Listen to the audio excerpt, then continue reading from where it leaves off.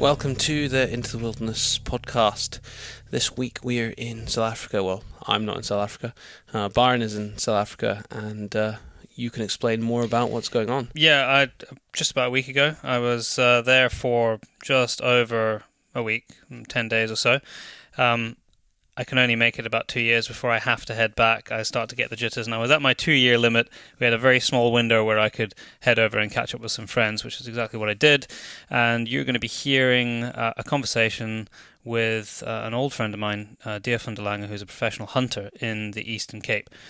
It was pretty much towards the end of my time with him there, and we are sitting on the sofas in his lounge back at his house after being in the mountains for a few days and hunting around the place. Late on in the evening, basically just having a chat, telling you guys a little bit about what we've been up to for the previous days, and talking through some of the hunting and issues that they have in South Africa. And I was in Portugal meeting up with some of our podcast listeners there, and I went out in Lisbon with Francisco and his friends and family, and it was pretty awesome. It's amazing quite what parts of the world we have managed to reach with this podcast. From Portugal to the Falkland Islands, we had a message from somebody who's working in the Falklands right now, and they listen to the podcast too. So we're the only place that I would really love to get somebody is maybe someone in one of the Antarctic survey camps there. That would be pretty amazing, because let's see if we can do poll to poll. I'm not sure how good their internet is, though. No, but they can download before they go. Yeah, that's the challenge. That's very Who can be the most remote person to listen to the podcast? We've had some wicked invites over the last few months of people inviting us to hunt in the States. We've had an invite from Devon to go and do a ride along in the Washington State for in his police car. He's a police dog handler. Forgot about that. That's probably one of the most wicked invites we've ever had, and we are going to take him up on it. And we're going to the States soon. It's just planning. That's all. We are. I think we can officially say we are heading to New Zealand next year. Yeah. I think it's going to roughly be the start of June. We're going with Hard Yards Hunting. Joseph over there. In fact, I'm speaking with him on the phone tomorrow to put some plans together for that trip. But that is going to be pretty epic. Daryl's been to New Zealand before. I haven't, although I've got a couple of cousins there now. Yeah. And I'm very much looking forward to that. I think I need to start getting fit though. Yeah, definitely. Well, I spent a month there, so I kind of know what to expect. I've seen the mountains. Yeah, it's very much like Norway over there. Extreme is the good way to put it. So I think we're going to be probably after Tar, maybe Chamois or Chamois if you're from New Zealand. Yeah. So I don't think we've got a huge listenership in New Zealand. We've got a fairly large one in Australia. Mm-hmm. So if there's any New Zealanders, drop us a line. Kiwis. Even some of our Aussie listeners, drop us a line, because we're going to probably have to stop somewhere.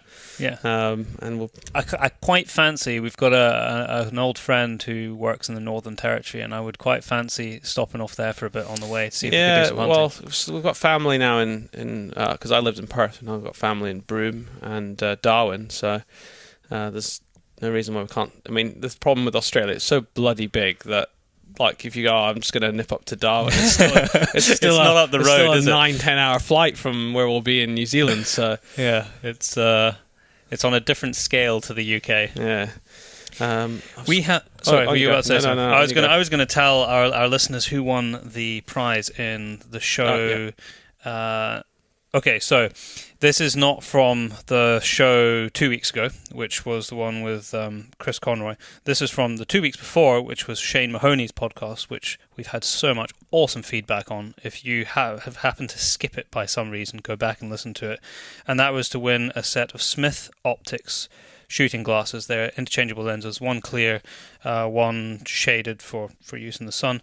And you simply had to... tell us who we had on the show. It was I can't even remember what the criteria was. A female author or a recent author on the show, and of course that was Louise Gray, who wrote The Ethical Carnivore. We randomly selected a name out of the tons of people who got it. In fact, I don't think anyone got it. It would be very hard to get it wrong. You just have to copy the person above you. That's the only downside to these competitions. Yeah, so everybody got it right and randomly selected Luke Little. So congrats, Luke.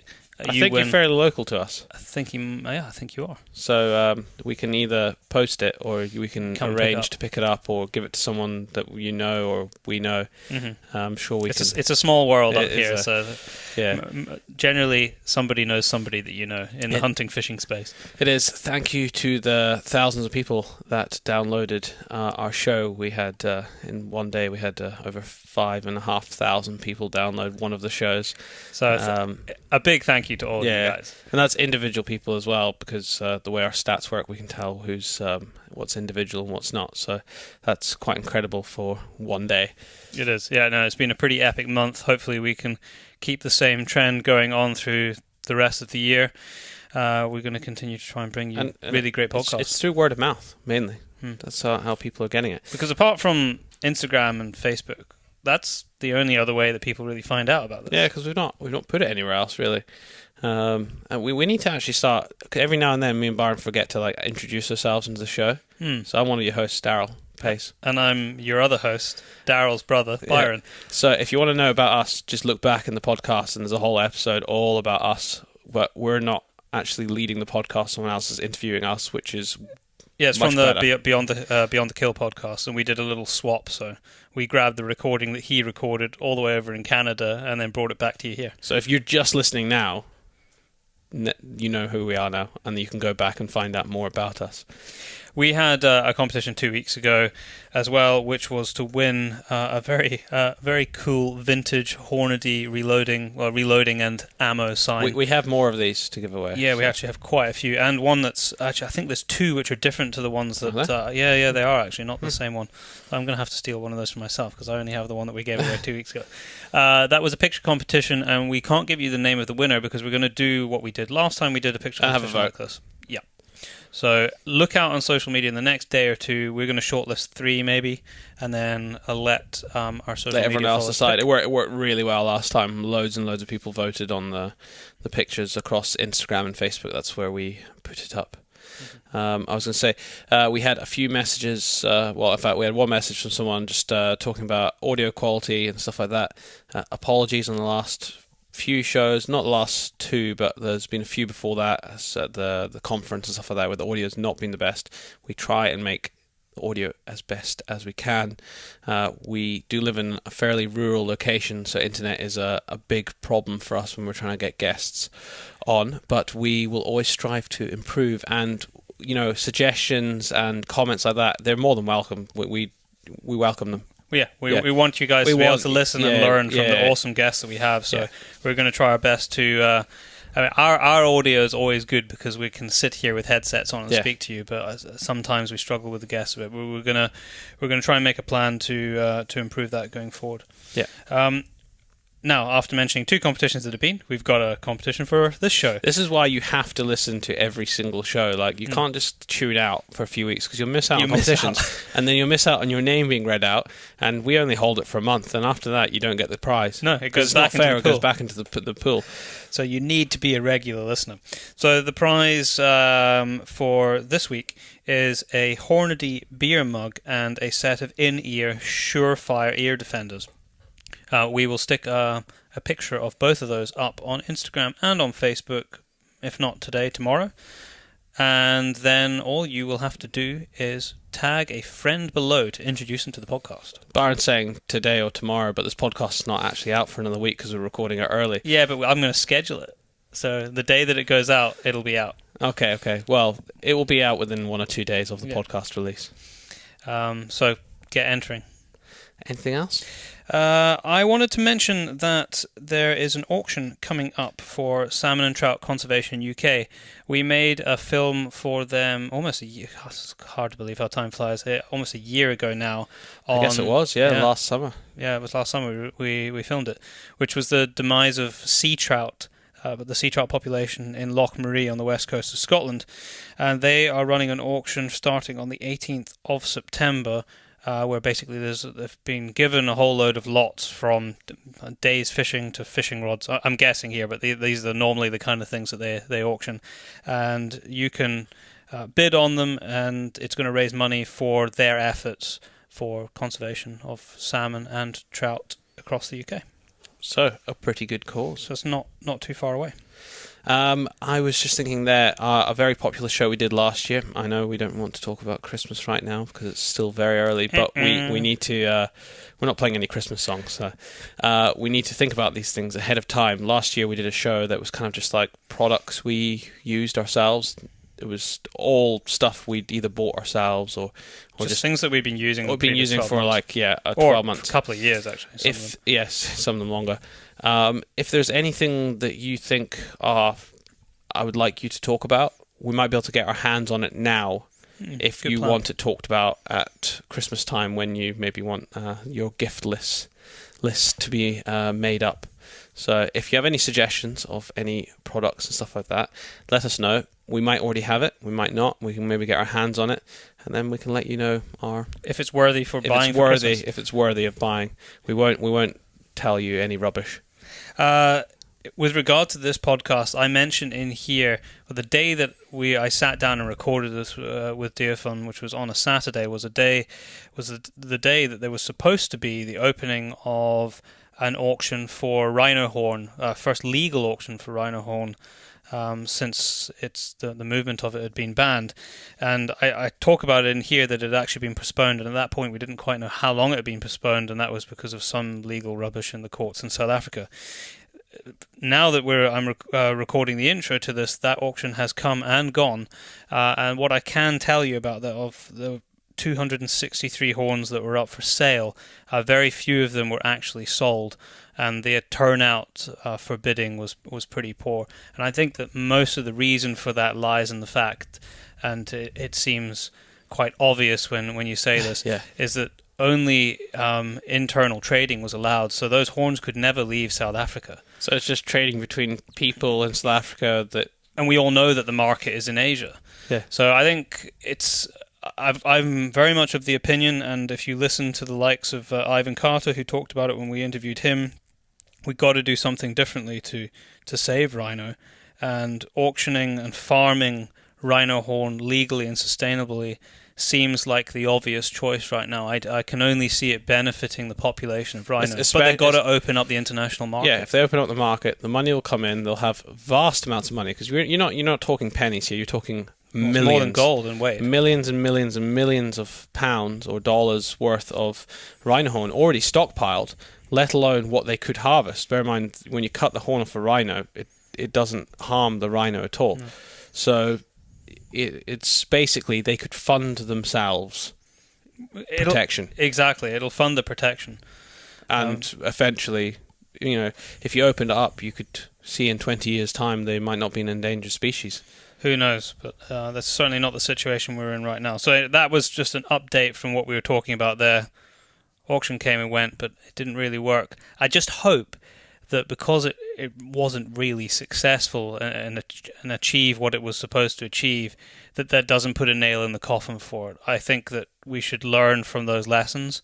I think that a big discussion needs to be had with CITES so that they can open up the trade to get these legal horns out and paid for by the Asian market. It's nuts when you think about what is legally allowed to be traded around the world, but yet rhino horn isn't. Obviously, we know the reasons behind why they shut it down originally. It's to kind of, the idea was to slow down the poaching and slow down the trade, but the problem is I think the black market trade is so good at transporting it around the world that it made very little difference. All you got to do is look at drugs around the world. Yeah. They're it's not the same difference. Most of those drugs are not legal anywhere. Yeah. And yet it's still they still flow into every single country in the world. You can't stop the black market trade. You can hinder it, you can halt it for a period, but you'll never stop it.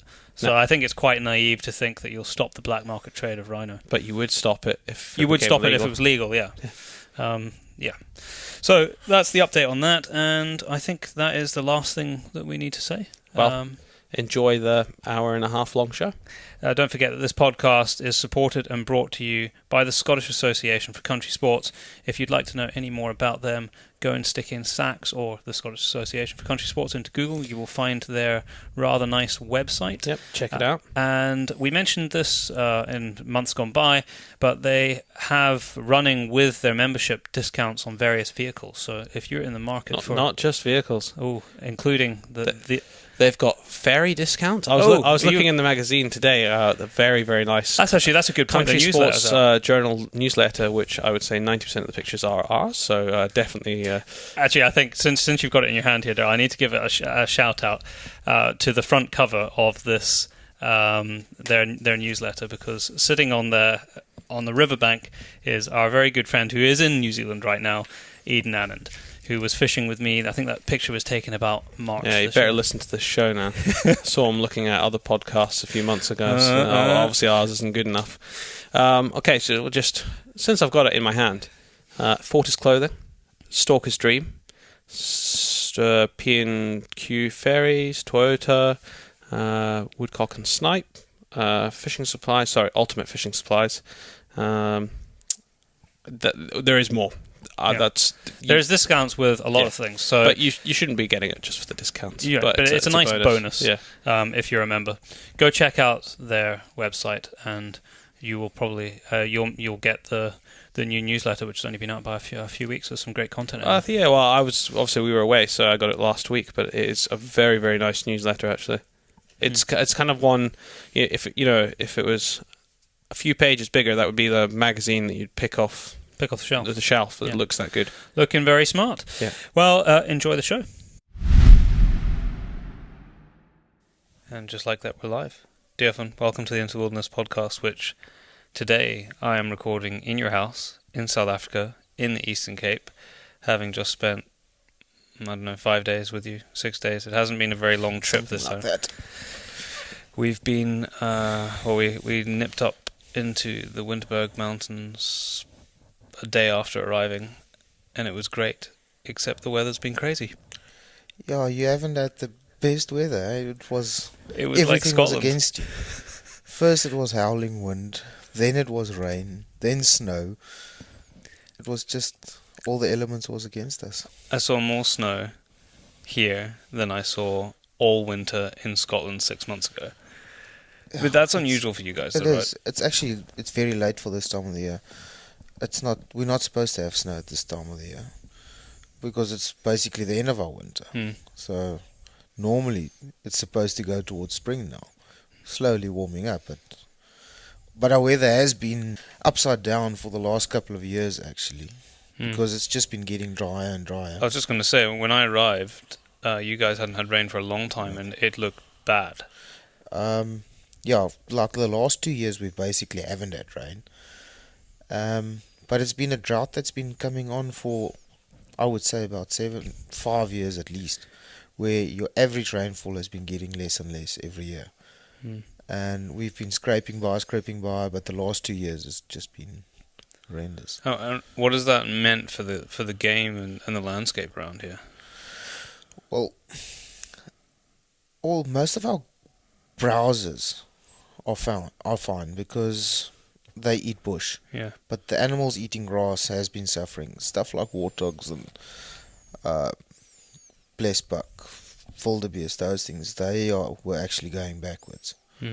And larger numbers had to be taken down because they were going to die in any case. And rather take off some of the animals that's going to die and keep some of the younger, stronger animals that will survive the winter or the drought. Because as soon as the animal's condition is down and you've got this cold fronts and stuff, that's when they all get pneumonia and die. So the strong young animals, that's the ones that's going to survive it. It's strange for it would be strange for people from Europe and especially the UK to see the kind of setup that you guys have on your farms and on the lands here, with all the sort of series of dams to catch water, because it is such a, everybody knows that water brings life, but we don't have to think about it at home because it's just, as you know, because you've hunted many times now in Scotland with me, and it's wet pretty much everywhere, all of the time, all of the year. But here you guys have to think about it. yeah, we've got a plan so that we've got water all year round. Where you guys, it's just something that you've got. You kind of take it for granted. Yeah. Unfortunately, I do get a bit pissed off when people, especially from Europe, comes and swear and curse because it's raining, and they do not understand how dependent we are on the water. And because they come from a background where they've just got excess water, and we don't. Yeah, it's been a bit like my trip here. It's been snowing and raining for basically half of it, but I understand that this place was on its knees in the days before I arrived. It hasn't broken the drought completely because it hasn't filled up all the dams, and there's towns that has actually got water restrictions that they've only got water for 4 hours in the morning and 4 hours in the evening. So you guys drill a lot of boreholes here as well. Yes, That's another thing that we don't do at home. Just explain how that works for people. Well, it's basically a hole that gets drilled into the ground and a pump put into it. Nowadays we use electrical pumps, which can be run either direct from your electricity providers, or you can put up solar panels. We saw one today, actually, didn't we? Yeah. And then and some people still use them, is wind pumps. The classic wind vane. Windmills. Yeah. Yeah. Which the wind just moves the cylinder up and down and it brings the water up. And without that, you wouldn't have... I suppose without that sort of intervention, you wouldn't be able to sustain the volumes of game that you have here. No, definitely not. Because everything got a drink. The only animal basically that doesn't drink water is a steenbok. Does it not? No. Does it get just moisture from the plants? Just moisture from the plants and the bits of grass. And for those people who have no idea what that looks like, just to try and describe it. Steenbok, I would say a UK animal about the size of a female muntjac, maybe? Yeah, I guess so. Something around there. Actually quite similar. Little straight horns, big ears. Another thing about the steenbok is they pair for life. And that's one of the reasons why I actually don't like hunting them, is everybody just wants to shoot a male. And then you end up with this female just walking all by itself. Just lost, yeah. Yeah. I suppose... I wonder how many people know that before they make their decision, if they're adding it to their sort of list of things that they'd like to hunt when they come over here. Do you tell clients I that? do tell them that, and sometimes it does change their minds, and some people actually say, well, then I'll take both of them and keep them as a set or pair and mount them together. South Africa, of all the African countries, has an incredible story in terms of the rise of game here. You don't have to look too far back in your history where there was nothing like the volume of game that you have today. We've got 1,000% more game at this stage than in 1960, where everybody thought back in the days we had large numbers of game, and it's not true. We've got... I cannot, off the tip of my head now, just remember the figures, but it is more than 1,000% of game that we've got at this stage than we had 50 years ago. But why is that? Because there was value added to the game. It's got a monetary value because people pay to shoot the animals, and if there's no money involved, you might as well just shoot all the game and run cattle or sheep or something else, because there's lots of people. Yes, people do need to eat. And if there's no income coming in from, let's say, a kudu, you've got to get rid of that thing to run cattle. Because it's competition. Yes. Another problem was, I think it was a lack of education in the older days, where the old farmers, because a lot of the farmers, as they got to Africa, was all settlers from all over the world, and they didn't really know what eats what, and everything was just seen as competition for grazing. And a kudu does not interfere with the grazing of cattle. because a kudu eat leaves and a cow eats grass. So there was no reason just to shoot them. But they killed a lot. But they did kill a lot. And bushbuck, they shot a lot of bushbuck. They shot a lot of bushbuck. They shot, well, basically everything. It was a form of food as well. But with commercial hunting, it's just added value to the animal. And now you don't need to have the cattle there because you're still putting protein into the system. It's just venison now, but it's still meat or stuff people can eat. I think that's one of these misperceptions of Africa. Quite often when people think about big game, but just Africa in general, because there is this sort of trophy hunting connection there. We'll talk a little bit about that later, but a lot of the general public think that the meat doesn't get used, but the consumption of game here is just phenomenal compared to back home. Well, I think we've got a lot more game than you guys have. And there is, even the carcass sizes is just so much bigger. A dressed out kudu is going to be 140 kilos worth of meat.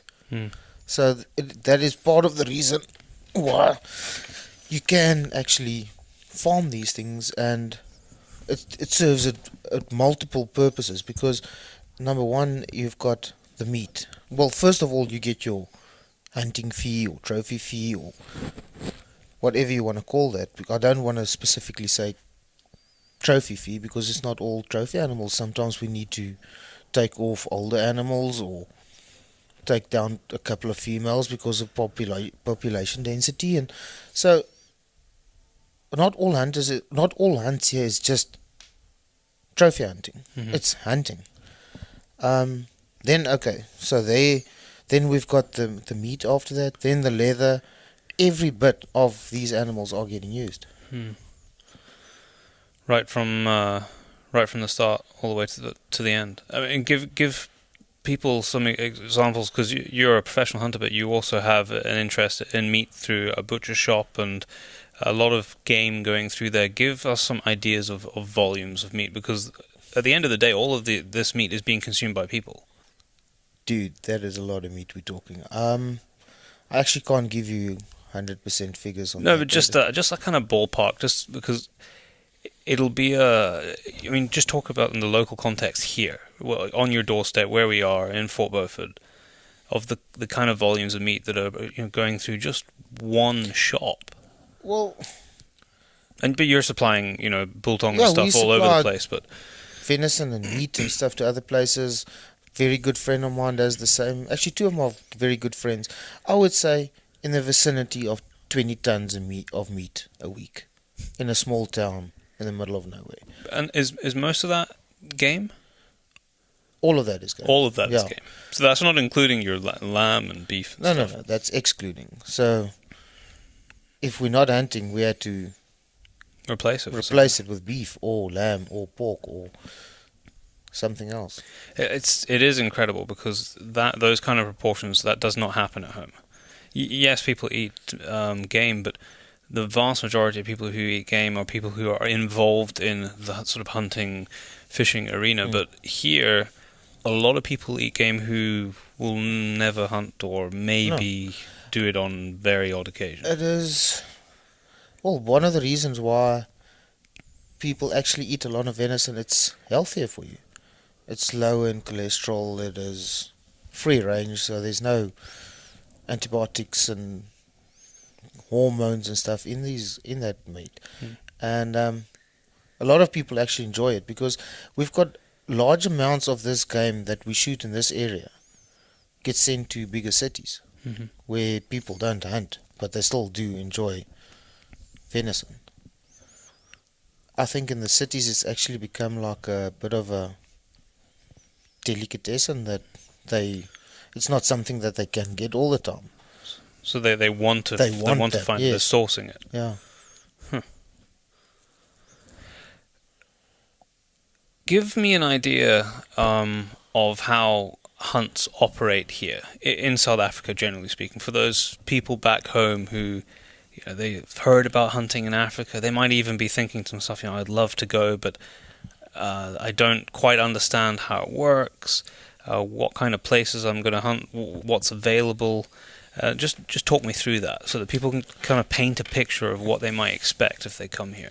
Because, you have a lot of people passing by you, passing through your doors as a PH, as an outfitter every year. So what can people expect? And maybe even go on to talk about, what do people need to look out for? Because as with any walk of life, in any country where there's hunting, there are bad operations. Well, I don't think that's only in the hunting industry. No, that's across all walks of life, yeah. Every single industry there is good and bad. Yeah.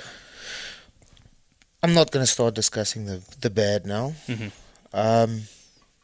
Let's start off with the good stuff. Yeah. Well, most outfitters, and definitely myself, we provide the whole trip for you. As soon as you get to the closest airport, which if we're hunting in the Eastern Cape, we normally pick up people in Port Elizabeth, transport them to one of the lodges that we use, and then settle in, check out rifles and start hunting. As I said, that's always all inclusive, because I don't like these ideas of after you've been here, okay, now there's an extra this for something. It just makes it the whole thing easier. In terms of game, there is on our doorstep here, we've got 38 different species of game that you can shoot, from dangerous game to small little antelope, a big variety. So you don't, and as I said earlier, is we don't only do trophy hunting. I try and promote hunting, which some people aren't trophy hunters, and it's more about the experience. It's just about the experience. Smelling Africa. Yeah. Because once you come here, you will always want to come back. That is the warning that should come with every safari. Is that if you come once, addictive. That's it for the rest of your life. You will be forever trying to work out how you can come back. Yeah, like we try, and to always do a fair chase. We try and never using vehicles and sitting at waterholes.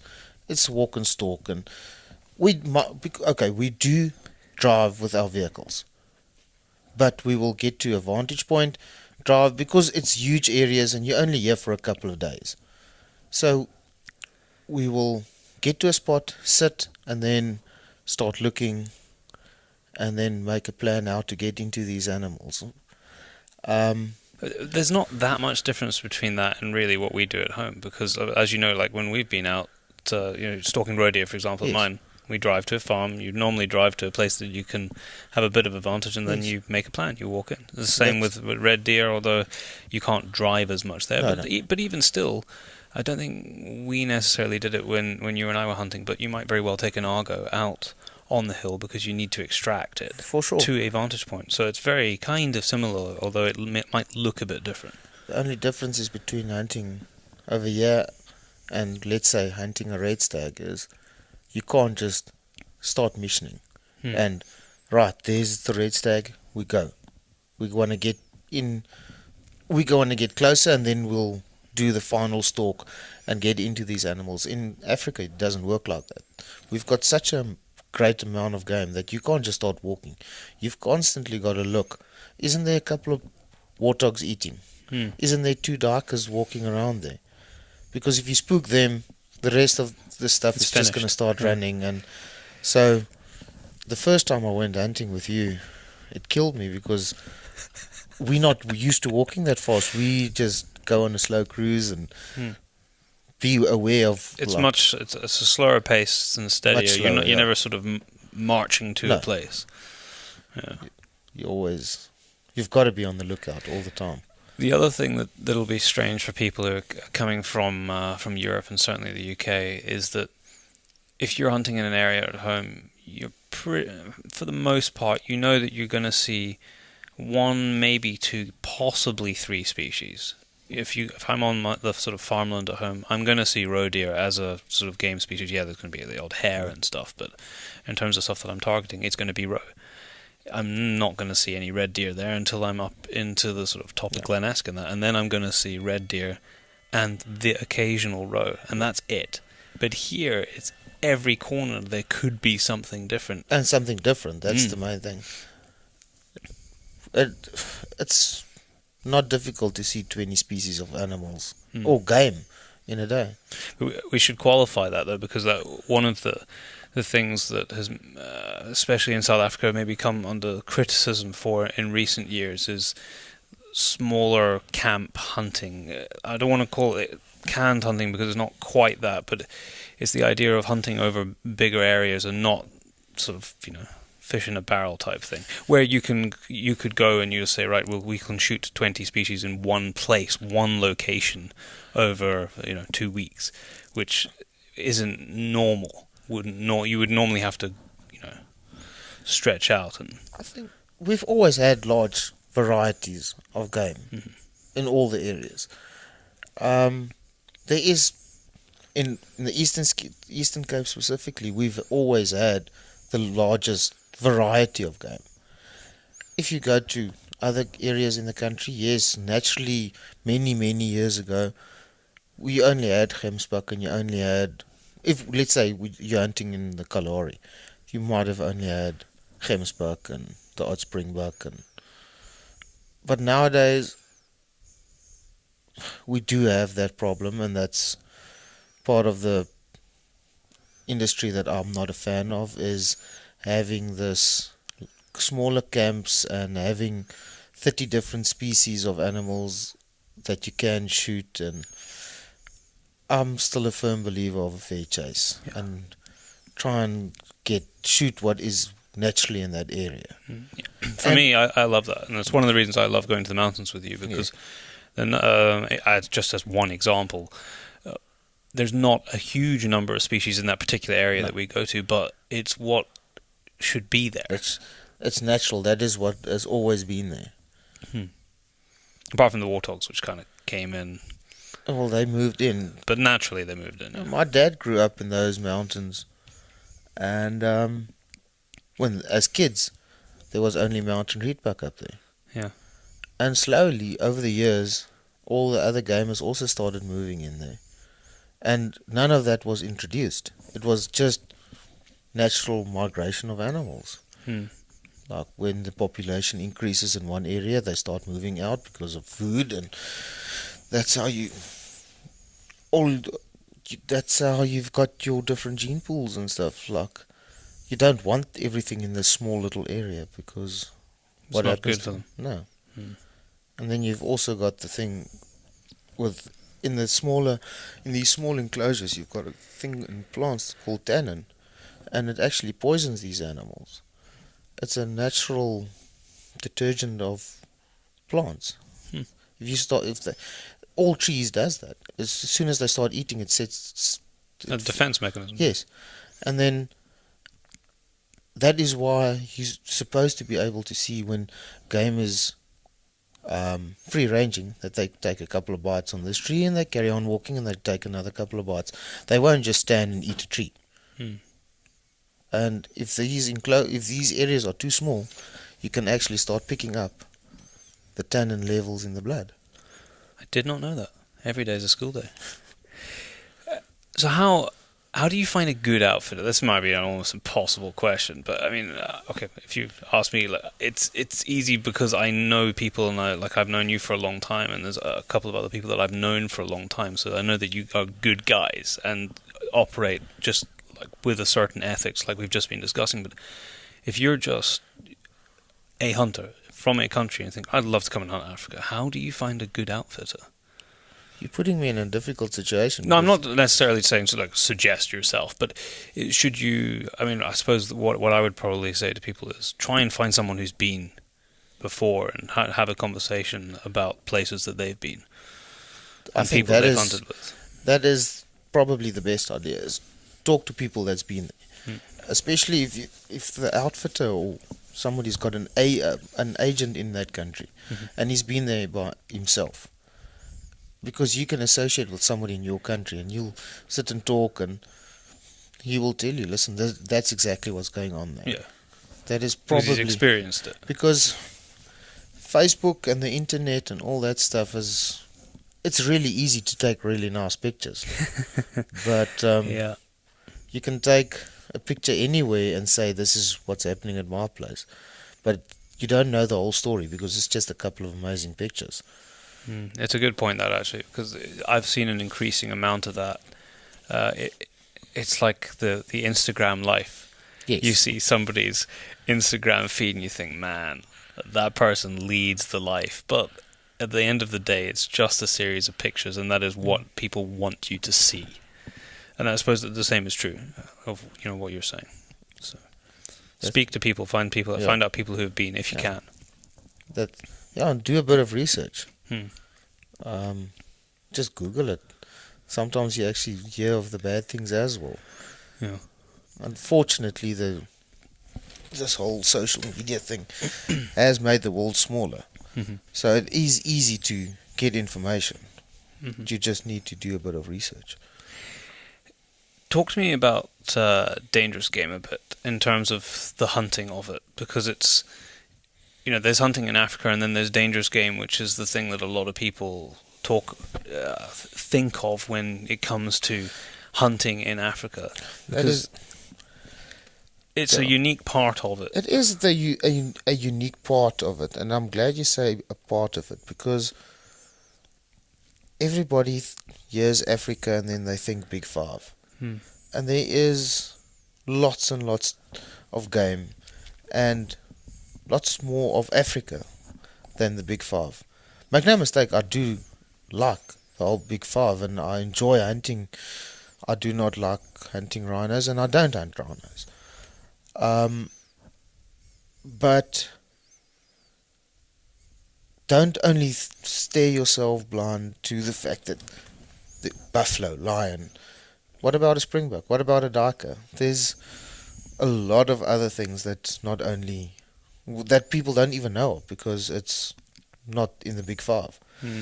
But dangerous game hunting, if it's done properly, it is the ultimate hunting. It is not always the most difficult hunting. That's again where these other species, like we try to shoot a grey rebuck. That is, according to me, one of the most difficult hunts you can do. It's my second time now trying. Yes. We to be fair, both times we haven't had a lot of time to try and do it because I'm always doing a bit of a social thing when I come and see you. But yeah, the reason why I wanted to do it again after trying last year, 2 years ago, was it was just an awesome hunt, even though I didn't even pull the trigger. It is, yes. And it's very scenic areas where it is in, because they live high up in the mountains. It is just different. But the dangerous game hunting, I enjoy it. I'm sure anybody that likes the bit of the fear factor in their lives will enjoy that. Because, make no mistake, it is dangerous. Of course it is. Yeah. Like today, we stood 30 meters away from buffalo, and as I said to you then, we were just looking at them, and I said to him, as I said to you, any minute one of these guys could get grumpy and charge us and kill us. Luckily it didn't happen because we're still sitting here, but that would have ruined our podcast, wouldn't it? Yes, but if you look into those animals' eyes, you actually realize it is not scared of you. No, they're not. They're not running away from you. No. If you in their space, they're going to take you out of their space. I mean, just buffalo as an example. I mean, Africa's a big place. You can hunt buffalo in a lot of locations. Yes. So give our listeners a kind of a spectrum of the kind of places that you can hunt, and what kind of format does a hunt take for buffalo? When you read the old books, they always tended to be, if you're hunting buffalo and say elephant and a few other species, they were always monster safaris of like 21, 30 days if you read the stuff from 80, 90 years ago. Those people of 80, 90 years ago were very privileged because they lived a life where they could take 3 months out. They could take 3 months away. They were not living in our rat race we are living in today. Very little people has actually got the ability of staying away from home, work, businesses, whatever, for 3 weeks. With the numbers of game we've got, and I'm not talking about enclosed areas, a 5-day safari, 5 to 7 days, you are pretty much guaranteed that you're going to get your buffalo. There is, in terms of the sort of the type of hunting, you can hunt buffalo all the way from where we're sitting right now in the Eastern Cape. Eastern Cape all the across way. Massive areas, all the way up into Zambia, Zimbabwe, not Botswana anymore, I guess, but Mozambique you can. Mozambique. But it is different hunting up there. It's though. totally different. Every area is unique. Like in Mozambique, you'll hunt buffalo in the swamps. You were telling me about that today. That is difficult. I don't particularly enjoy it. I don't like getting wet and fighting with young crocodiles and stuff to shoot a buffalo. But you were saying it's basically you're walking through the swamps the whole time. The whole day. That's all you do. Look for the birds and see where the... This was fascinating what you were telling me about the birds. Looking for the cattle ingrids, oxpeckers and stuff. Oxpeckers and coming down, and you see where they go down and circle, and then you know there must be buffalo there. There's no other reason why they should be there. Because most of those birds, they don't only eat the ticks and the stuff on the animals, but as the animals are moving through the grass or swamps, grasshoppers and all that stuff, all the flies insect up. that gets disturbed. Yes, so there's a lot of movement, so that's why they will follow like a herd of buffalo, because there's a lot of insects there. And then you can hunt them all the way into our area, which is much drier. But sometimes a buffalo can almost turn into something that feels like a bushbuck hunt when you're hunting them in valleys and mountains, and like they've moved through Africa. I'm sure it's just how they've adapted to their areas. And every area is specific, and something about a buffalo, it's almost like they've got a personality, and you can almost read them when they're standing there. You can see which one is a grumpy one, and that one is maybe a bit younger, but you can see he's going to be a grumpy boy.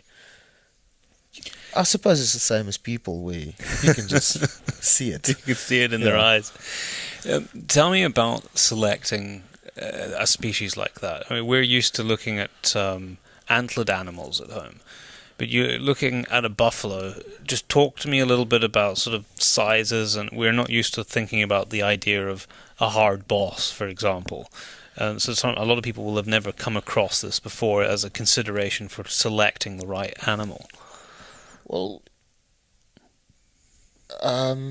as a buffalo grows, normally their horns is like above their heads, and then as they get older, they start dropping to the side slowly, and the bosses open up, and then when like 8-9 years, when they actually mature animals and they start fighting and marking territories, the bosses get hard.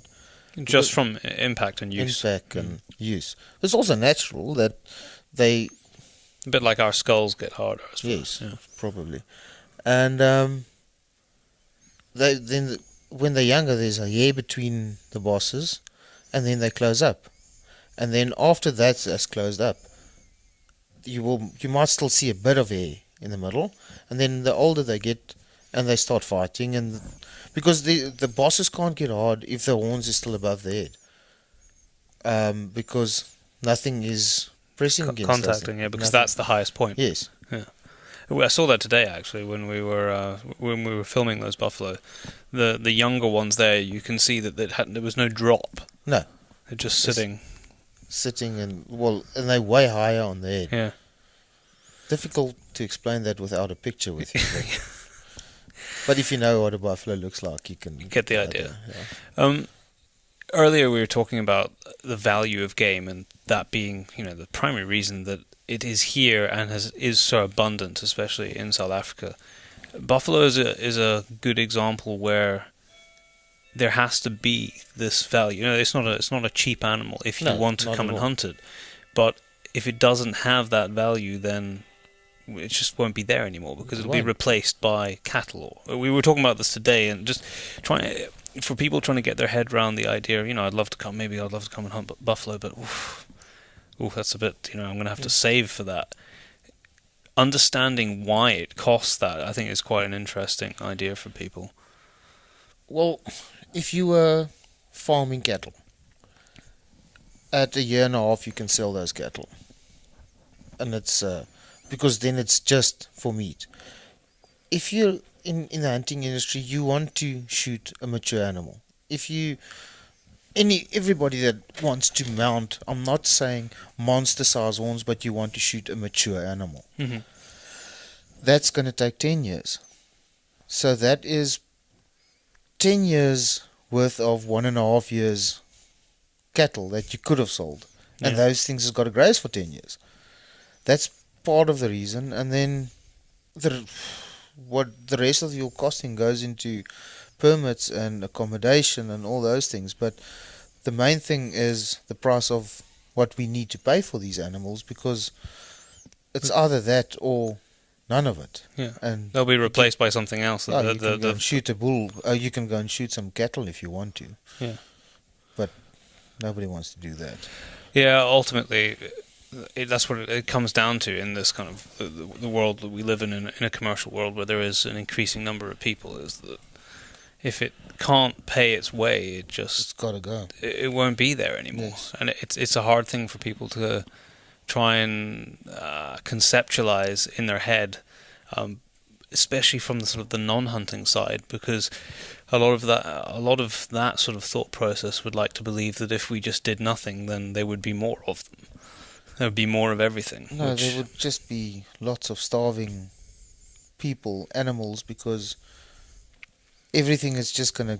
If these things just keep on breeding, where are they going to find food? And that's basically the bottom line. And then something like this drought happens now, and what happens to all those animals? You're just going to see dead animals lying all over the place, unfortunately.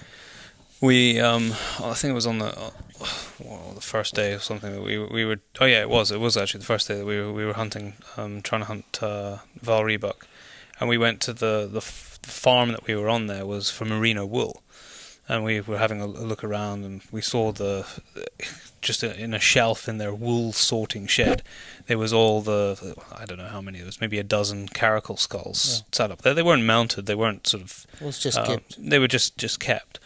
Not from recreational hunting, just hunting caracal for sheep, which you brought it up in the car when we in the pickup while we were driving. This idea of people wearing merino but not realizing necessarily the things that have to go on in the management of the land, and necessarily the idea of these caracal have been hunted so that you can wear merino. That happens a lot in the hunting industry, where people has got an opinion but they don't really know what they're talking about. They wouldn't like us to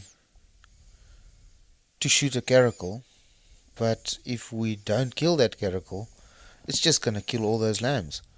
And where are you going to find that wool? Unfortunately, stuff like that happens, and then you've got these people telling you, you are so cruel and you do all these bad things to the animals, and I'm a vegetarian, I don't kill animals. I said, well, it's not 100% true, because a lot of animals actually gets killed to stay out of potato fields, pineapple fields. Citrus is a good example. In our areas, unfortunately, kudus and bushbuck and stuff like that is absolutely mad on oranges, the trees, and not only the fruit but the trees itself as well. So yes, sometimes they still get in. We try and put up the best fences possible, but they still do get in, and sometimes you need to shoot them just because they keep on coming in and destroying crops. There's no difference really between that and us shooting pigeons on a field at home of wheat, or No. rape. It's the same thing. difference. It is a farmer's crop that is being eaten by something wild, and we deter it. They put bangers. You put fences up. You can't put fences up for pigeons, but you can put the fences up for kudu. But you can't always do it, and also it's not always successful. No, at a point, you try your best, and at a stage you realize, okay, this is not happening. We need to These shoot are them. specific animals coming in all the time. They're breaking the fences that you're putting up, and you've got to shoot these things. So don't tell me that nothing got hurt because of you eating your oranges, because there's a lot of grazing, that natural grazing for a kudu or buffalo or whatever, that has been destroyed to plant your orange trees. I've got nothing against orange trees. I love oranges, but the problem comes in with uneducated people that wants to voice their opinions, but they don't really know 100% what they're talking about. The full story, yeah. Oh. So it's sort of there isn't this realization of the full circle, everything that's involved. As I said earlier, you've as I was telling people earlier, you've come over to Scotland. You've been over and hunted twice there. What was your impression? The first time I took you up to Skye, and that was your first wet. That was your first experience of hunting, or stalking as we call it, in Scotland. How did that compare to home? What were you thinking? And it is a very different experience. Although I'd given you an inkling of it before by telling you what it was like, and you'd seen pictures and stuff. But actually doing it for your first time in that place, up in Skye with Scott Mackenzie, that was amazing. I think that was as free hunting and free roaming hunting you're going to get in your country, and that was amazing because there was nothing there. It was maybe a couple of houses miles away, and the most amazing bit was hunting right on the sea, with the sea as in the background, and hunting in those mountains, and it's just green. Although you guys think green is not, and that wasn't even green because it was winter, but it was green for you that guys. is, for us, is green. The funniest thing was, it was the year before that we were sitting in a spot in the Winterberg Mountains, waiting for a specific bull to come walking out, and we waited, and this topic of come to Scotland and come and see what it's going on there. Yeah. And a year later I was there and hunting, and then I had to sit and wait for a red stag to come off the skyline so that I've got a backdrop to shoot it. Yeah. Well, we had to wait for him to get up first. Was he not lying down to begin with? He was lying down, yeah, on the skyline, Yeah. so we couldn't do anything, and was just lying again. It was... But you got your stag. I got my stag. It was an amazing experience. And he's here now. Yes. Yeah. So that was the first year you came. Yes. And then I thought that after that, we hunted roe deer and you went on your first goose flight. You were very, very cold. In fact, was it not that trip that you also shot your first grouse? Yes. It was the first trip. Only 2 years before I managed to shoot Caught my first grouse. Salmon? Salmon. Sea trout? Sea trout. That was all on Skye. You almost could have done a McNab up there. In fact, you did a trip McNab. Yes, I did. They were like about 10 days apart, but you did a trip I did McNab. a bit of everything, yes. And there was me thinking that First pheasants. Yes, yeah, that you would have had enough and that would be it. And then about a year and a half later, the phone rings. Are you free? I'm coming over again. And for longer. Yeah, it was for much longer. And we went up to Skye once again, and we were hunting with Alex and a winner of the competition, the Sachs competition there. You weren't hunting yourself, but my brother was there too, and we were doing a bit of filming and photography. What did you make of that? That was sort of on the same end of towards the same end of where you'd been hunting before, but it was in the Coolins, in the mountains. There's major mountains in Skye. It's very, very difficult to explain it, but it feels old. It feels ancient when you hunt up there in that grey granite, and it's almost mythical, isn't it? It is. You can almost picture funny things that you've read all over you during your life about witches and stuff. You can actually picture it. It is really amazing. And again, there is the sea in the background, which makes it just mystical. Yeah. Oh. And that was, the 2 years before you'd actually seen the stags roaring, but we saw it, we really did see it well. They were rutting incredibly well when we were there last time. Amazing. Do you have anything like that here? Apart from the fallow deer, which don't count because you stole them from us. You can come and have them back. You can take all the fallow back.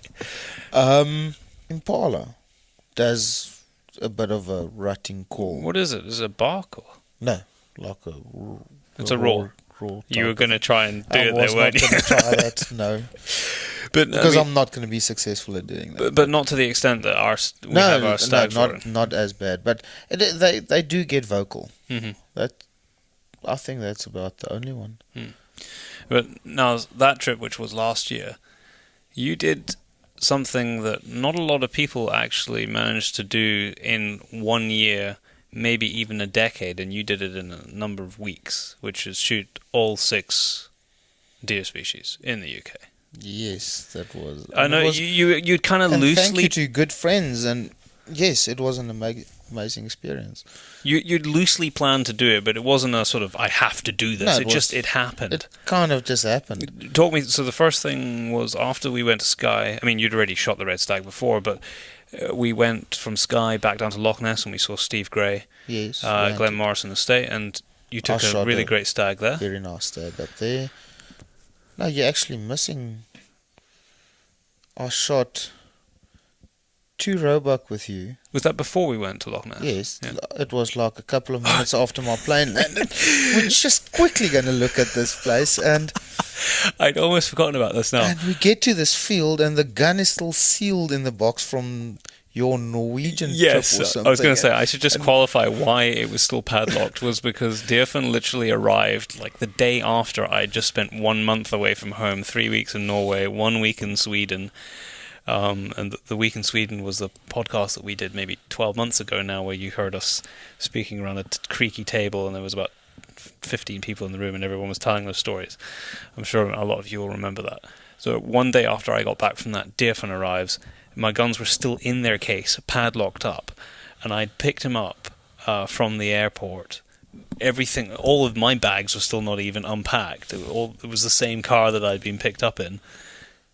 Picked him up, went, saw my parents, and then we were driving back to my house, which passes some of the ground that I hunt on. And I said to him, it was sort of we're both knackered, but we're driving past the farm. Let's just see if there's something out. It is. So, within 3 hours of being in Scotland, I shot 2 roe deer. And then the actual planned trip started the next day. I'm glad you reminded me of that, because I'd almost forgotten. So, yes, roebucks were done. Stag was done in Loch Ness. And then what happened after that? We went down to the borders, didn't we? You did a bit of goose shooting? Before that, before the stag, I actually shot foxes. Oh, that was, yes. My first 2 foxes. You did? So that was after the stag. Maybe I should tell the story. Because maybe you should, because I'm forgetting. Started off with 2 roebuck. Then, after hunting that stag with you guys in the Coolins, we spent 2 nights with Scott McKenzie and Craig. Yeah. And who's now the underkeeper at that estate, by the way. Oh, I didn't know that. Yeah, he is. He's managed to get in there. He's now the Sneaking understudy of Mr. McKenzie.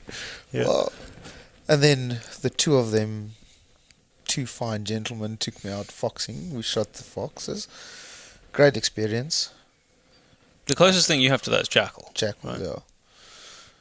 But it's a little bit more difficult, I think. Yeah. Shooting foxes in Skye is still proper wild foxes. It was as wild as you're going to get. But I think our jackal, from years of being shot, they just got so clever that you can't get them in like that. But there is guys that's very successful, and they do get them. But back to Scotland, after that, I actually shot my stag at Loch Ness. Yeah, Glen Morrison. Yeah. Also amazing scenery with Loch Ness in the background, which was amazing. Yeah. And then we were back down to Angus Glen. Yeah, and you caught some salmon. I caught salmon, and then shot a couple of pheasants. We went on a goose flight. That was down the borders with David. David Virtue. Came back to you. Did more fishing. And then And we then- we parted company, and Yes. you headed back down to the borders, and then you bagged your next deer Yeah, species. the second bit of the trip started then when we went down to. I don't. This was want with to Adrian, lie. was it? Yes, went down to Bedfordshire. Mm-hmm. Met up with some really good lads there. I shot my first Chinese water deer. And I also shot a muntjac. Mm. Sneaky little animal, though. Not much bigger than a hare. And then back up to the borders. Near Peebles somewhere. Yeah, in that area. And I managed to shoot a Sika deer on that side. And that was it. 1 to 6, done in the space of 4 weeks. Yes. But no joke. A lot of people would love to do that, and it was just everything just fell into place for you. Because, like I said, it wasn't something you were like. That's why I'm there. I have to do it. You were just lucky. You were with the right people, it was all right luck, time. and that is not how I was planning. That I've got to shoot all 6 species. It is about the experiences and different areas and meeting people, and that is why I enjoy hunting, is the experience, not just pulling a trigger. No. If you just want to pull a trigger, go to a shooting range. Agreed. It kind of makes me think back now to the first time we met, which was 10 years ago almost. And I was here in South Africa for a couple of months, and I was looking for places to go to write some articles for Sporting Rifle, which I've written for a long time. And I ended up at the same place that you were PHing for somebody else on this occasion. Suppose it was fate. It's just, yeah, That fate. we were supposed to or meet. bad luck. In my case, it was bad luck. And that was it. The rest is history. We hunted, but actually, I'm trying to think now. Did we hunt? When I say hunt together, had I joined you with the client before or after the when your fan belt broke? And I said, "It's okay. I'll come drive through the middle of the night with you back to town so we can get a fan belt for your Hilux." I think it was after that. It wouldn't have happened if it was a Land Rover, by the way. Yeah, it would have ran out of oil before then.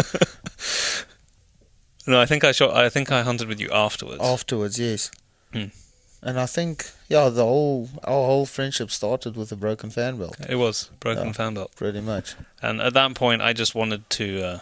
I was 20, I guess, and I just wanted to be part of everything that was going on in an authentic way, not just watch what was happening, but help and be involved. Yes. Even though I was really just there, initially just to sort of take pictures and write a bit of a story. So when I saw something like that happen, it's like, well, I've got nothing now. All I can be doing is going to sleep. Well, yeah, let's go drive into town. I'll keep you company for sure.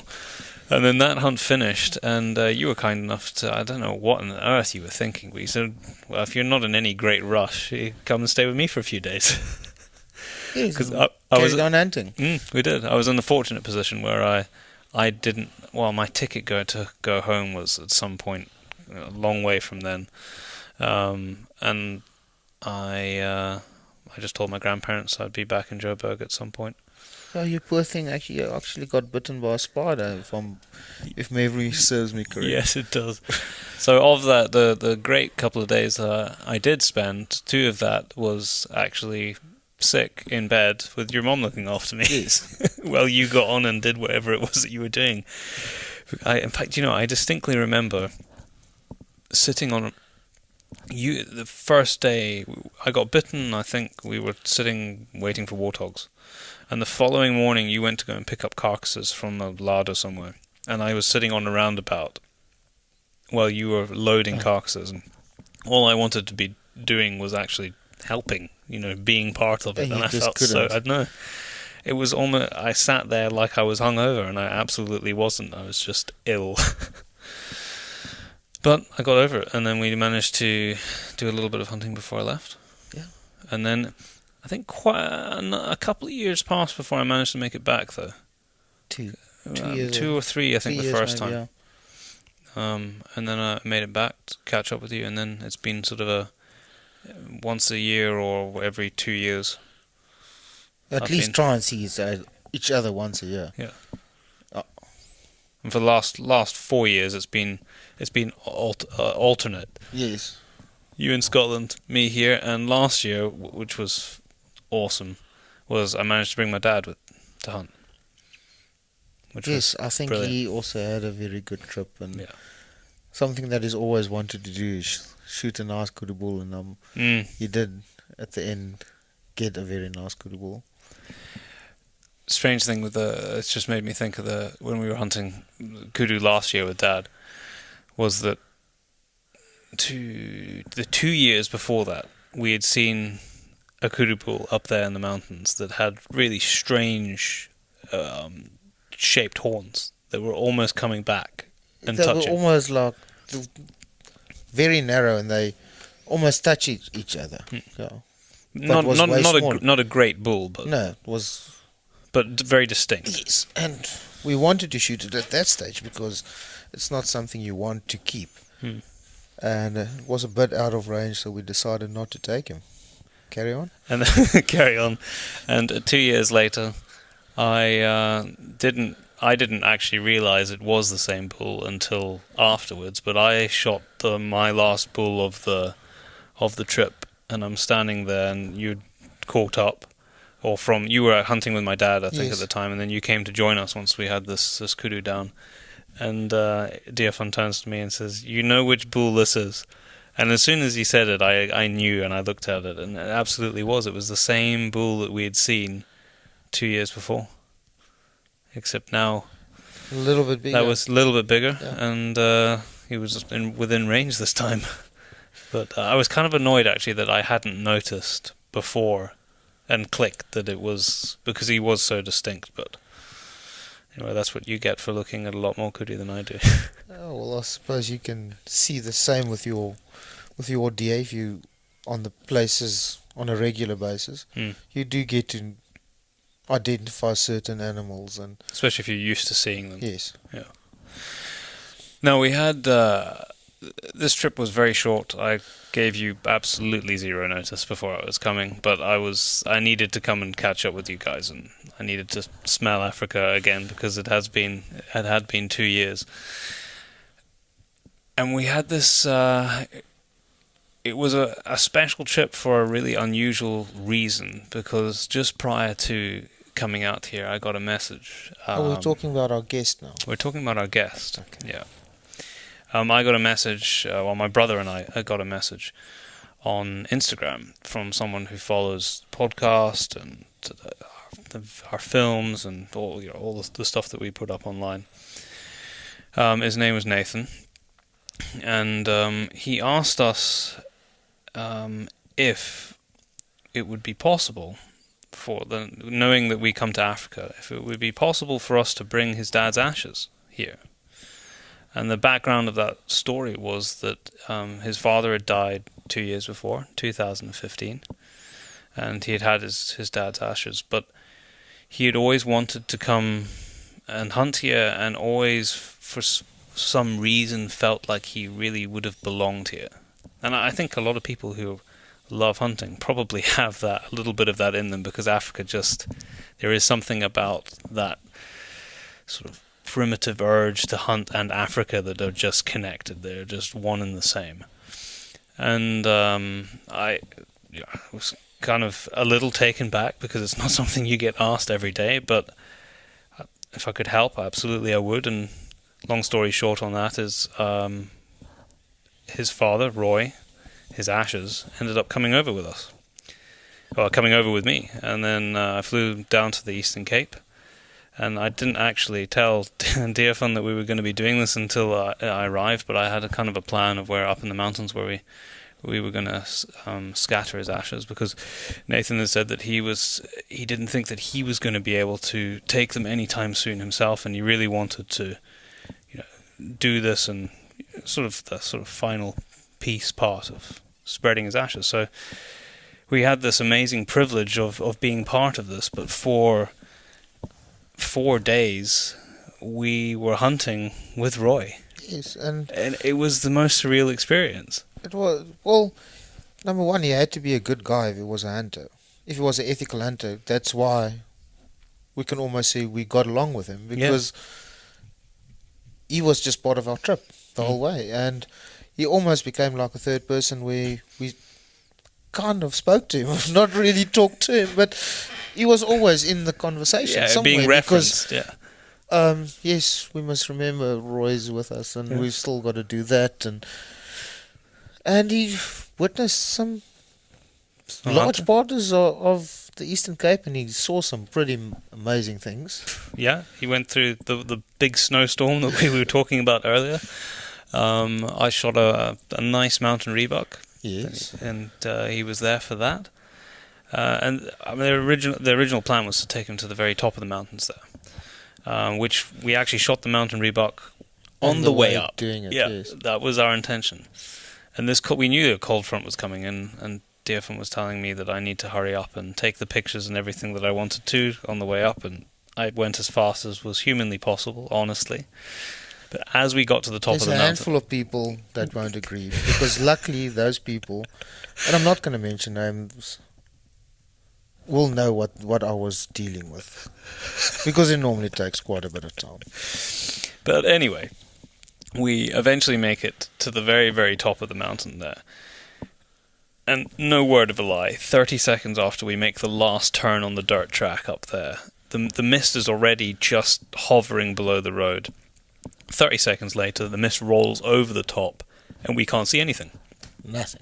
Like 30 meters.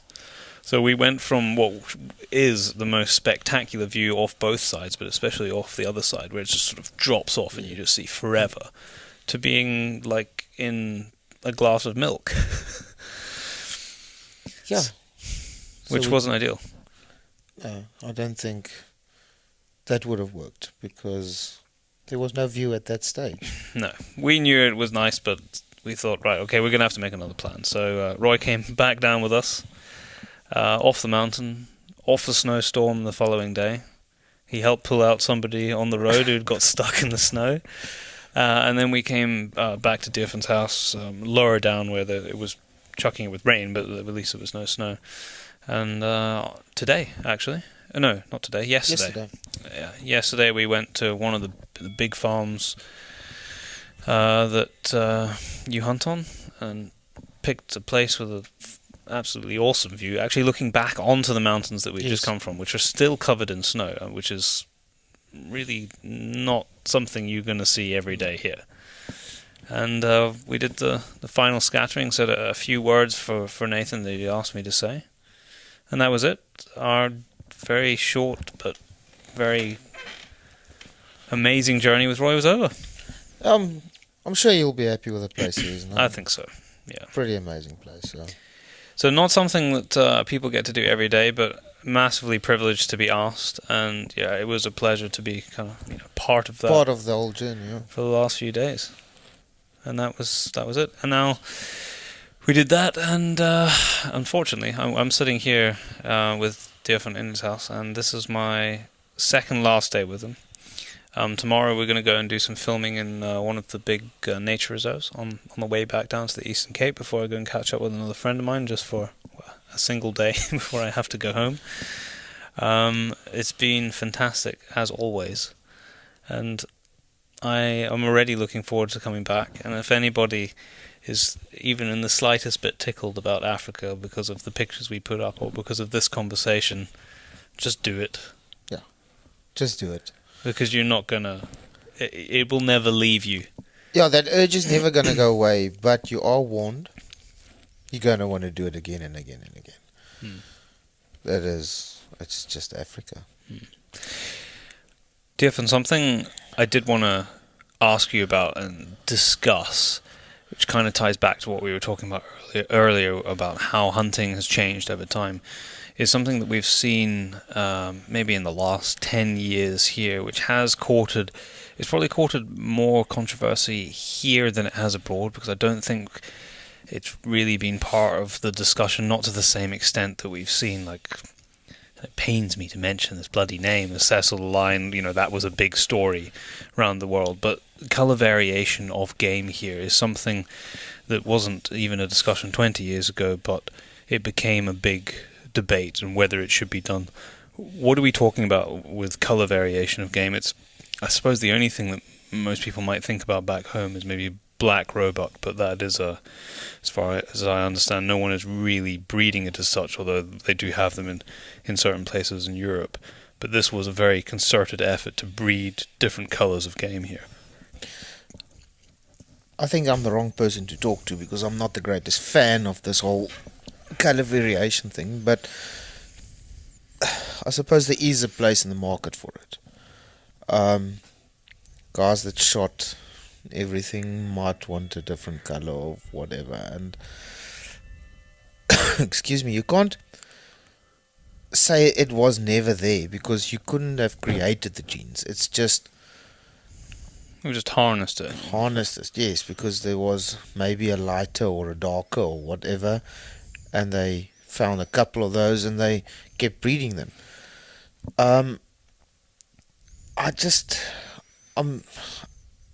It just doesn't look right to me, all these colour variations. Because I suppose the thing is that man has kind of forced that. Yes, they existed, but they would have then sort of petered out and then come back, and you would have seen it again as a throwback, a single one. Yeah. Somewhere, yes. I, in any case, think it was a novelty thing, and everybody jumped on this bandwagon, and it kind of died out in any case. It didn't actually last really that long, did it? Why was that? Was it just the price that people were asking for game? I think it was a big reason was the price, and I think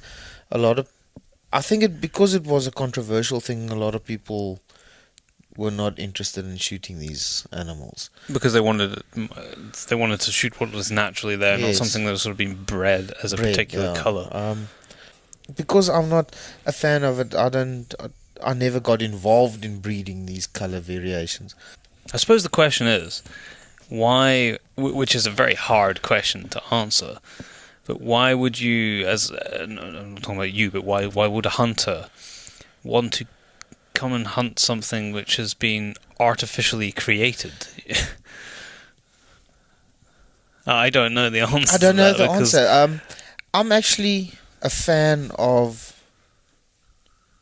weird horns. Okay. Yeah. Which is something that is growing skew or something, but it's something that occurred naturally. Mm-hmm. I don't mount all of them, but I do keep a large number of those skulls just as a collection for myself. So I suppose there is people that like something different, but then it must have occurred just naturally, not bred and forced into. Well, I suppose what it kind of rolls over and ties into is that classic trophy hunting question, if you want to give it a name, which is people going to hunt something for a reason which is none other than I really want to stick a set of horns on my wall, or I want to be able to take a picture against something for no other reason than that. And I suppose the colour variation was, from my mind, ties into that because it was, well, look, I can have a picture with something that someone else doesn't have. It's expensive, it's not, well, I mean, they became increasingly available because lots and lots of people were breeding them. But certainly in the early days of colour variations, there wasn't that many people who would have had the opportunity. Most of it was just kept for breeding. Yeah. Basically, none of it got shot the first couple of years when it started becoming in the fashion. But yes, you mentioned something about the trophy hunting now, and I think trophy hunting is the wrong word. If you hunt for the right reasons and you acknowledge the fact that it's all about the whole trip and the whole experience, at the end of the day, you do want to have a mature animal. or a very good representative of the species. And I don't know if maybe that's just me, but does that in certain circumstances 1 inch does make a difference, but in horns on the wall, I don't think that 1 inch, 2 inches, as long as it's a mature animal. Because if you, let's say you a kudu, a waterbuck, something like that, it might be 1 inch longer 2 years prior to when you shot it, because the horns hasn't been worn down. But does that really matter? Isn't it better to shoot a mature animal that you can see he's had a good laugh, and then take him when he's not breeding anymore, and he's had the opportunity to pass on his genes, pass on those genes, good genes. And in that case, if you're consciously making those decisions and you're having, it lies on the responsibility of the person coming to hunt, not just here, but wherever you're in the world, to actually engage with your professional hunter, whether he's a PH in South Africa or he's a guide in North America, and have those discussions with them and learn and understand why you're making the decisions about the animals that you're actually, why is this the one that I should be shooting? Yeah, well, according to me, you should keep good genetics. And with most of our games, because our game doesn't drop its antlers, at a young age you can see this animal has got good genetics. So that you can take it out at a much younger age, and then leave the stuff with the good genetics. And once he's had his opportunity to spread his genes, and is towards the end of his life, then you can take him. And whether he's 1 inch shorter than 2 years ago, or he's 2 inches smaller than your friends kudu, it doesn't matter. And who cares? I don't care. No. And you shouldn't care either, because it's supposed to be about the whole experience, not... And about getting the right animal at the right time. Yes. And in that way, I've been thinking about this since we did the podcast with Shane Mahoney, which was a couple of podcasts ago now, where I'd asked him the question, does the actual personal ethics of an individual hunter matter as long as the right animal is being taken out as part of management? And he said, and I agree with him wholeheartedly now that I'm thinking about it carefully, that yes, I always believe this, yes, personal ethics absolutely matter. If it's tied into sort of a management plan, so that you have the personal ethics for why you're making these decisions, and it is the correct animal for all the reasons that you've just listed. But if that is the case, then in a way that trophy, if you want to give it that name, that animal that you have selected and you've understood because you've cared enough to have that discussion with your professional hunter as to why are we taking this animal, then that is a trophy. But it's a trophy of making the right choices at the right time, and there is nothing wrong with that. The only thing I don't like about the trophy thing is it sounds like it makes you got a prize in a race or whatever, and it's not a competition. So we need to think of another name for it. We've said that before, and that's just how I feel about it. That it shouldn't be competing for that 1 more inch. No. It doesn't matter, according to me, and I actually hope people start realizing that and just do it for the greater good of the species and for the enjoyment of the whole of the experience. Yes. I do think that people are coming around to that. I think that there is a portion of the hunting community where I think it will never change, where people really don't care. They just want to come, they want to kill something because for whatever reason they want to feel good about themselves, they want to take a picture with something, maybe show their friends, and do exactly what you're saying you would rather people didn't do, which is really care about the inches, and they want the biggest animal for whatever bragging rights it is that they get off the back of that. But I think, and I hope I'm right in saying this, I think there is a bit of a shift. I think people are beginning to realise that it needs to be about everything. Yes, and it, undoubtedly. And it is, the actual size does not matter. Hopefully. I mean, that's certainly the ethos that I share. I share your thinking on the ethos. With the trophy, unfortunately,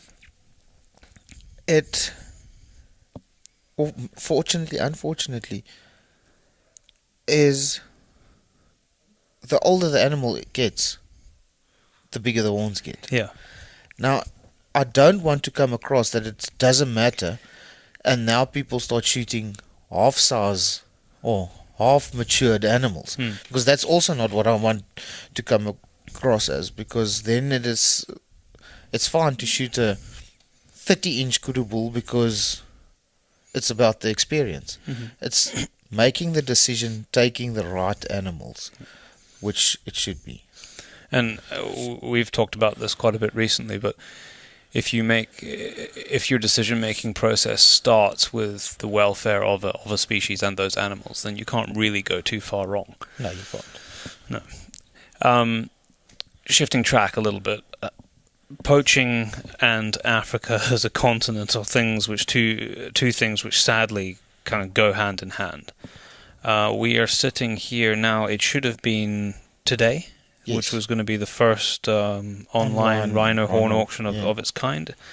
As far as we can, we've just had to quickly check this because I forgot actually that it was supposed to have happened today. It was supposed to be done and dusted, and it seems like it's been postponed due to some issue in government and permits. What is the sort of... A lot of people will be kind of aware of what's going on here in terms of poaching, especially with regard to ivory and rhino horn, which is the sort of the headline poaching that goes on. But what does the landscape look like? What has happened? I mean, during your lifetime as a professional hunter, you've been hunting for a lot of years. What have you been aware of happening with poaching in general? And then you can maybe go specifically onto rhino and an elephant. Well, it is since the 90s. Early 90s, the amount of poaching has just increased every year. But over the last 2 years, we're not busy winning the war. It's just one of the battles that's won. There is smaller amounts of rhino being poached. We've got a long way to go, but yes, slowly getting there. But poaching has always been in Africa, and it will always be there. It's an ongoing battle. Not only on rhinos and elephant, it's across the board, all the game where there is poaching. And I understand there is people that hasn't got food and whatever. You can almost turn a blind eye to that. But it's the way these animals get killed in snares and chased with dogs and hacked, and it is just not nice the way it gets done.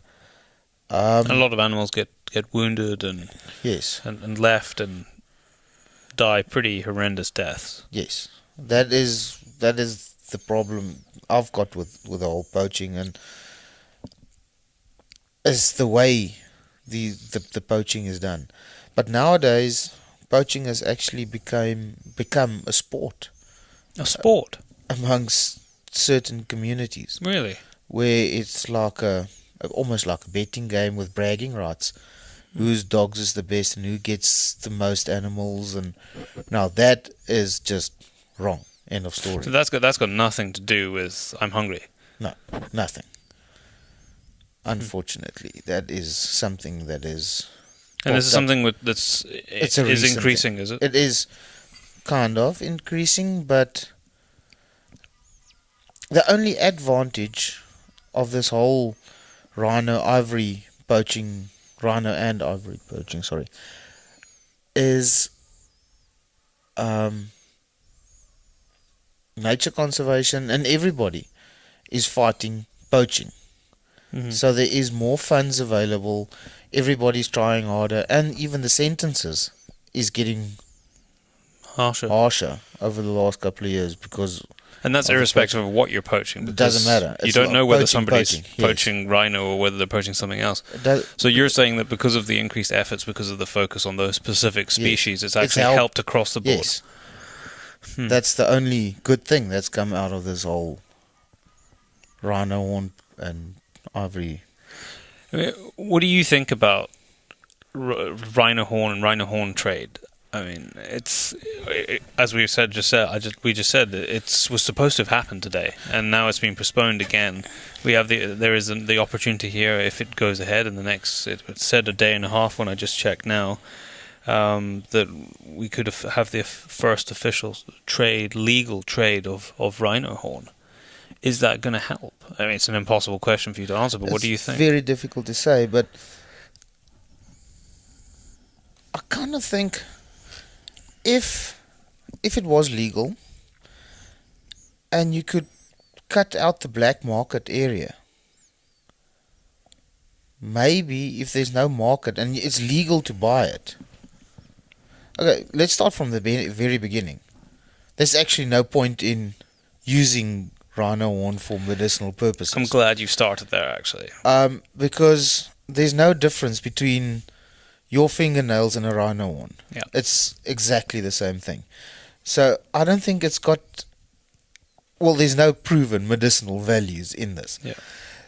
So that is where the big problem comes in. Is the mindset of the people who uses it. Mm-hmm. That's an education thing. Yes. Yeah. Maybe if you try and sort that out, it could change. But that's a long term. But that is a long term thing, and it's not going to change overnight.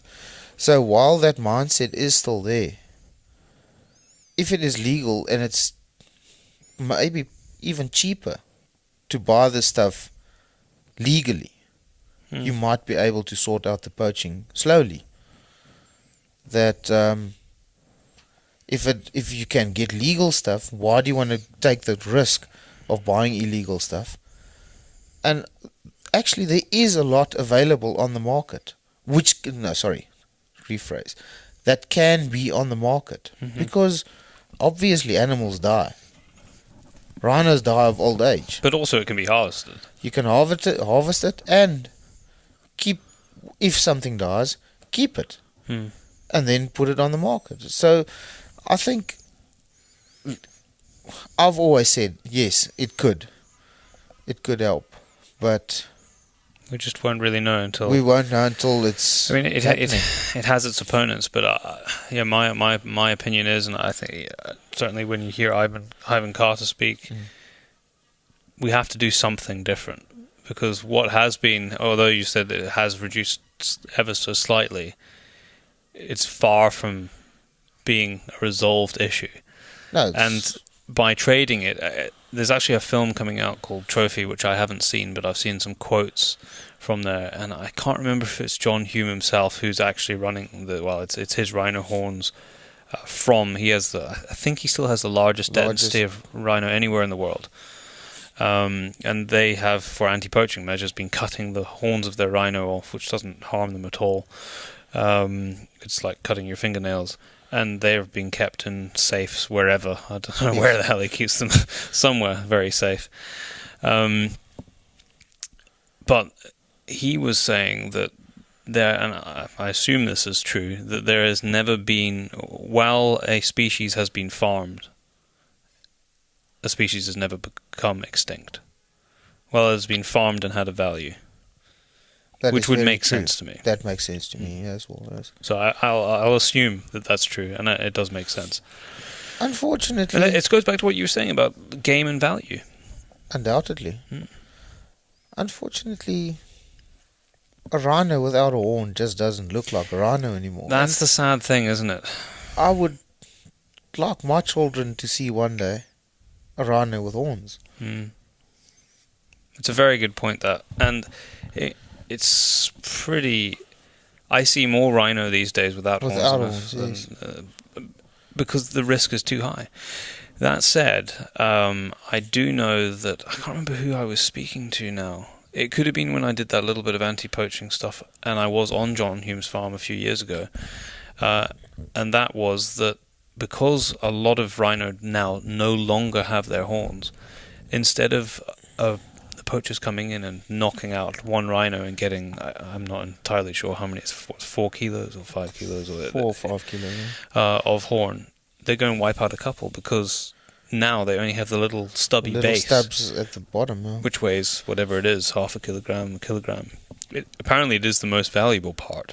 Yeah, it's the thickest. Because the thickest, and it's got Yes. the nerve endings, which apparently is important for some unknown reason.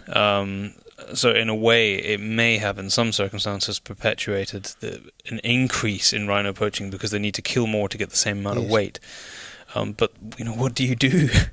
It's a really hard. No, there is it's a hard one. no definite answers on how to handle this, but as long as we're trying and everybody keeps trying, we might get there. Hopefully, we'll Someday. just have to see. I'm intrigued to see what happens when if this auction does go live, and see the money that's being exchanged and where it's going, and how everything sort of comes off, and if we do see a change in the way the market, then the black market, is operating off the back of legal rhino horn being traded. Because at the moment, I don't know why any farm, and I should probably clarify when we say farm here in South Africa, it's more like a estate at home. Yes. Because they're huge. They're not like our sort of small farms, relatively speaking. Why would a farmer want a rhino now? Because it's just cost them a lot of money and a big headache to try and keep them alive because of the poaching. Well, I think it is something, if you can, that is something that you can do for the rhino population, and it's just putting something back into I understand that, but people have to realize that there is a serious cost now for people who have rhino. Yes. Because there's no hunting, and you can't sell them. You've got to hire people looking after these things. You've got to feed them if it gets dry. There's a lot of cost that goes in there, but you don't get any return on that. So, some cases I think it's just mere fact, it's basically charity, that you just keep it there to try and save some of these animals. Try and save the species, yeah. Talking about rhino, and we don't need to talk about this specific case because I can't actually remember all the details, but you probably recall maybe 4 or 5 years ago now, there was that black rhino that was sold at Dallas Safari Club in Namibia somewhere for $350,000. I might get the number wrong exactly, and it was an old black rhino that was beyond breeding age, that was actually wounding a lot of other black rhino in the farm that it was staying. And there was a big uproar at the time because about the idea, how can you go and kill an endangered species? And people didn't seem to be able to get their head around the idea that it was Corey Knowlton. Yeah, it was for the greater good. It was Corey Knowlton who ended up buying that at the auction. But they couldn't get their head around the idea that, yes, this is being hunted, but there's $350,000, and this animal is actually of no use to the longevity of the species. That's actually to the detriment of the species, because a bull like that is actually killing other rhinos, killing younger bulls coming in. If that bull is taken out at the right time, it's one that you're losing. But that rhino by itself could kill a couple of other bulls. Or kill a female just because he's grumpy.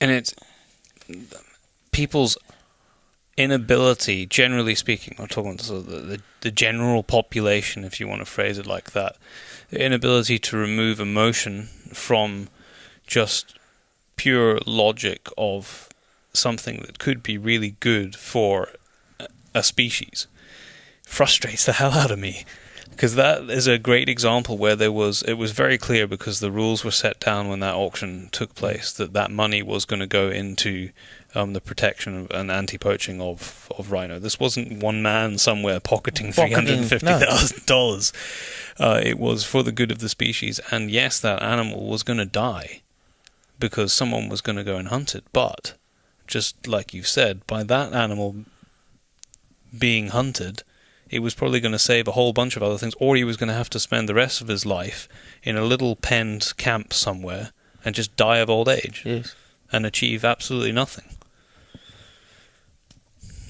It's a hard one to try and explain to people. It's always because there's emotions involved.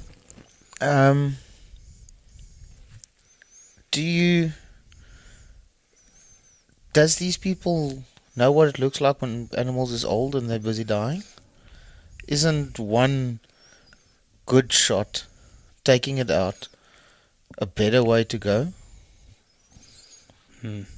I think we attach, increasingly in modern society, I think we attach human thoughts and sentiments and emotions to animals far too often. And don't get me wrong when I say that. That is not out of a lack of respect at all. No, not at all. But and it's always just a couple of specific species. And the people making the biggest noise has actually got no idea. They've got misconception of a hippo. It looks this cute, cuddly little thing that's swimming around there in the water. That doesn't do any harm. It eats a bit of grass and that's it. It's the most dangerous animal in Africa. It is, yeah. So, if you just know what you're talking about, and maybe take the emotions out and let common sense prevail, and it will make life so much easier for everybody. Tied very much to the trophy hunting debate and often controversy is something which I hope doesn't happen anymore, but certainly was happening, particularly in South Africa. I can't remember how many years ago now, but it still comes up in the media when people are talking about, especially big game and especially a species like lion, is this canned hunting notion. What was canned hunting, and why was it something that was stopped? I mean, you probably had a very different insight into it being here in the country that at one point it was happening than we see in the papers and read about overseas.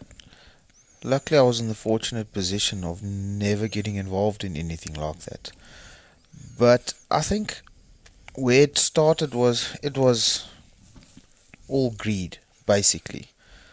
Where you wanted to guarantee this guy his lion. And it wasn't laws and rules, wasn't so specific. So the camps and the areas just became smaller and smaller in which they introduced these animals. And unfortunately, some of those camps was really small where these animals were shot, and I totally disagree with it. It is just wrong. But since certain things has been opened up and people has learnt about all this, the rules has changed and it is being policed, and it is. It's not supported by any hunting organisation. No, and never not was. At all. And unfortunately, again, like I think we started off, there is crooks in every industry in the world, not only hunting. Yes, so that was the problem back then. I mean, it might still be happening, but not. It's not supposed to be happening, and not according to the knowledge of our authorities and our hunting associations and all that, because it's just nobody agrees with it. And it was, I mean, at the kind of extreme end of it, which is just, it's hard to kind of fathom that people would do it. But it wasn't just small camps. It was there was discussions. I don't know how true it was that animals would be half tranquilized when they were hunted. You hear all these stories, and over the years we've seen footage and stuff of bad things happening, and that is unfortunately, you as a hunter, whoever you are, is supposed to have respect for the animals and respect for the industry. You as professional hunter, an outfit is supposed to do exactly the same. Because hunters is being watched all the time. And now a certain group of people does things like that, and it just puts us in a bad light. It doesn't matter what we say, how we did, how, somebody hunted a lion and we did it the right way. That question will always be there. How big was the camp? And was it put in that morning? yes. Yeah. And sort of bred and captured. Yeah. We're not supposed to do stuff like that, because it just gives all these anti-hunters more ammunition to fire at us. And it's not a true reflection of the majority. No, not at all. I suppose if I was to compare this to back home for people to try and visualize kind of what we're talking about here, is the one thing that gets thrown in the face of gamekeepers at home is the persecution of raptors, whether it be any raptors, eagles, buzzards, whatever. And does it happen? Yeah, probably. Certainly there has been evidence that would suggest people have shot raptors that they sure as hell shouldn't be, because they're all protected. Yes. But that is not the rule. That is the exception. Yeah. There are a small number of people breaking the law, and they are nothing to do with the vast majority of law-abiding people with good ethics. They are generalizing now, and they think all of us are doing stuff like that. And that is just not true. And I suppose the only thing that can be done is you just have to keep pushing on and doing the very best to do things the way that they should be done. Yes, and I think which is with the interest of the animals and the longevity of the species. But people also have to understand that all of this has to come together in a way that is economically viable, that allows you to look after these vast areas and these animals in a world where the populations of people are expanding all the time. That is, yes, we've got to do that, because unfortunately the more people there is, the more food we need. And